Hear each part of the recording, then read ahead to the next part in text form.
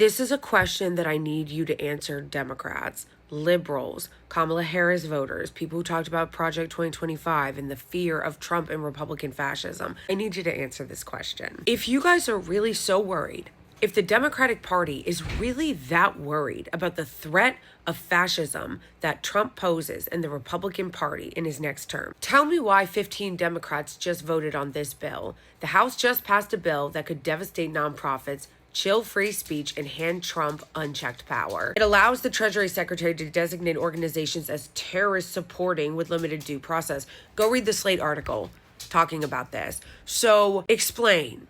You're telling me that you're very concerned about a second Trump term being fascist and having unchecked consolidated power, but you just voted 15 Democrats. Get a good look at them. Check and see if any of them are your representatives. And then look and see if any of those representatives were doing fear-mongering about Trump winning. Because they just voted to give him unchecked power, his administration, to designate any nonprofit a terrorist supporting, which is conveniently very vague. It can mean anything they want it to mean. And it gives them the power to strip them of federal funding. Some of you naive dorks are like, oh, that's just gonna apply to pro-Palestinian organizations. First of all, even if it did, this is still an insane amount of power to give any president. And if you're so worried about Trump, why are you empowering that? Two, you're naive as fuck if you think that's all they're gonna use it on. You think they're not gonna come after Planned Parenthood?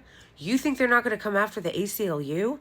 You don't think they're going to come after climate organizations? Unless and until you can explain to me why Democrats are voting to give Trump this amount of power to attack nonprofit groups and attack the free speech of these nonprofit groups by shutting them down under the banner of terrorism, which is just a catch-all phrase to shut down dissent. Why don't, instead of continually attacking people for not getting in line and voting exactly the way you wanted them to, because it was such an important election and democracy was on the line, why don't you ask Chuck Schumer why he doesn't think so? The Senate Democrats are going to allow President-elect Trump to fill 4 pending appeals court nominations?